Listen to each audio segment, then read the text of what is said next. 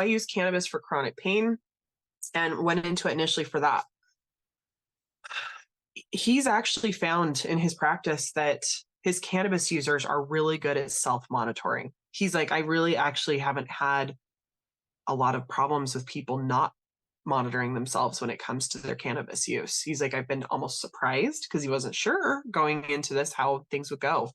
But I try to take breaks. And I think as a cannabis user, it's so important to do that. I try to do 30 days at a time if I can, because it brings your tolerance back down, which is nice. You're not having to use more and more and more of it.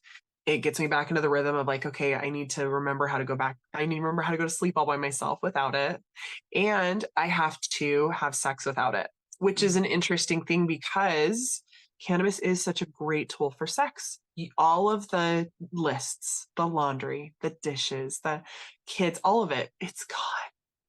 It's all gone. The only thing you can think about is the wonderful sensation that you're experiencing. And I honestly think that that is why cannabis is so useful for sex specifically, because especially for women and for a lot of men, that anxiety gets in their head. And when your body is competing with surviving or pleasure, it's going to choose surviving every single time. So if getting all your stuff done, doing all the things with the kids, the blah, blah, the house, the blah, blah, it's going to prioritize that over pleasure. And so if you can quiet down all of this stuff over here, you're able to experience pleasure fully.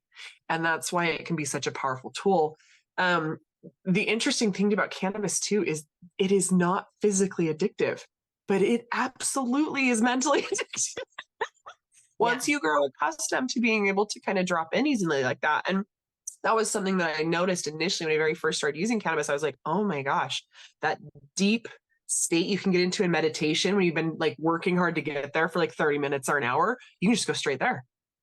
I was like, this is such a great shortcut. And the potential for it for me, I was like, this is such a great tool. If people have never been able to drop in meditation, they could totally do this with cannabis, figure out where they're supposed to be, then ideally train their brain to be able to get there when they're not using the cannabis. So like the potential for this being a helpful tool is there.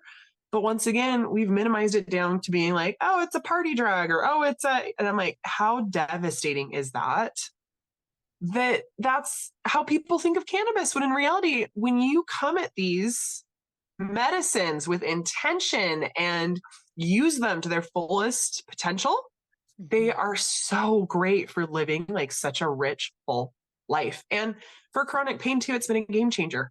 Because that was my logic. At the end of the day, I was like, even if I do get to a point where this is necessary for sleep, even if I do get to a point where I just want to keep this in my life, it's just not the worst thing in the world. It's not gonna, and my inflammation has come down and down and down and down as I've been using it regularly. Mm-hmm. So it's difficult because I'm like, ibuprofen is not healing your body while you use it. It's just masking the symptom for a minute. Tylenol is not healing your body. Cannabis is healing your body while you use it.